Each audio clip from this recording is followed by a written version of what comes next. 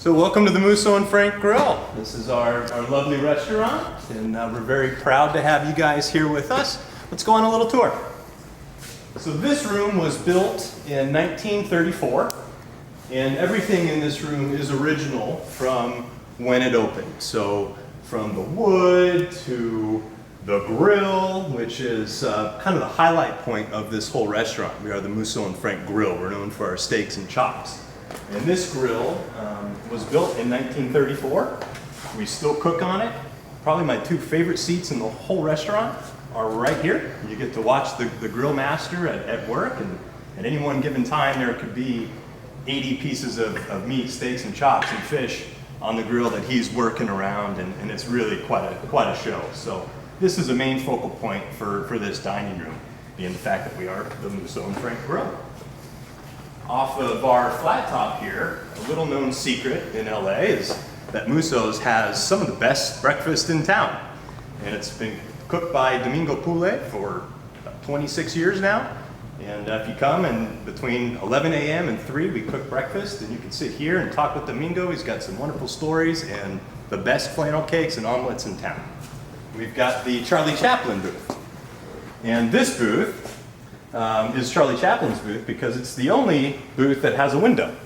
And way back when Charlie Chaplin had his studio on La Brea, he used to race his horse to Musso's for lunch, usually with Rudolph Valentino or any unlucky patron for that matter, but the loser would have to buy lunch. And so they'd come here, they would tie their horses up out front, and this is the only booth with a window. So they would sit here so they could watch their horses.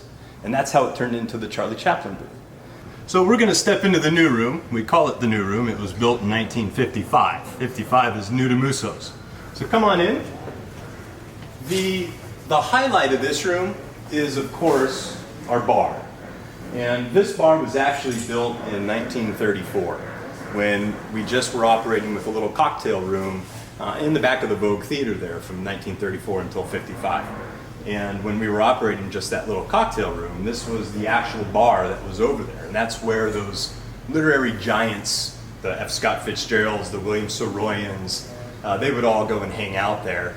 And when they built this room, they built it a direct replica of that old back room. And when they moved over here, they moved everything they could. And the biggest, most important piece that they moved over was this bar. So this is the actual bar from 1934, right after Prohibition. So these are the seats that you can actually sit at and kind of get some of that vibe and energy of those old writers. And we still have writers today that come and sit at the bar, and they'll proofread their novels or get creative ideas on what their next novel should be. It's a place where you can really come and kind of get some of that energy from those old writers of the past. The tradition still keeps alive today. This room is, it's a very elegant room. It's got a lot of energy when the restaurant is, when we're open. You know, there's a lot of large parties that happen in this room, so it's kind of loud, it's got energy, it's a good place to come with a group and really enjoy yourselves on a Friday, Saturday night, or any night for that matter. But there are some really key elements that make this room truly wonderful to be in. And of course, one of them is the bar that we talked about, but other pieces that really speak to the history of this restaurant are the chandeliers. The chandeliers are from that old back room that I was talking about that was built in 1934. And when we moved pieces over, we definitely made sure that the chandeliers came over as well. It's kind of another focal point of this room. The restaurant, Mark's family, they've been really good to my family for 50 years, and then the 8 years that I've been here. So, and I mean, my dad's, the only way I can repay that is to remain loyal to them, to the restaurant, to Mark's family. So Sergio, he was very like a natural, he teach me about, when you go to the table, just forget it about everything, go and smile, and be you, and that is one of the things I learned from him, because he always come to the table very like a normal, not like a different, a few different places like, oh, my name is whatever, and well, no, be natural, hi, how are you? Welcome to Musso and Frank, and things, little things, and and he always like we say attack the table, you know. He attacked the table like that, and I was you know behind him how he wore like a little details like a you know when people is laughing and you see that, wow, you know, it's because that is a very good job. Ruben, watching Ruben, do you have a similar story about Ruben?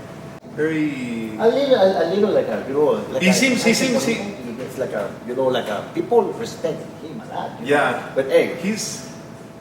I remember when he said one time like that, hey, no more. No more. That's it. I mean, he, Nobody can fight, you know, say anything to him.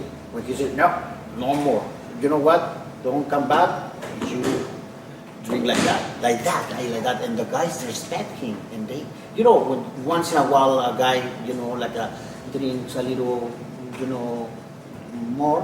So, and people respect him. I cannot say that. No way, you know, but those guys, you know, they could get away with that. Yes. We couldn't. Yes. Maybe it's the age, or just maybe people know that they've been here for a long time, so that you don't mess with them. Yeah. You know. But Because they were always like a right, you know, but little thing like that, no way, you know. I cannot do anything. I mean, they always respect people, you know, and respect all our guests. But once you get out of line, then you know they knew where to draw the line in the sand and said, okay, no, you need to calm down.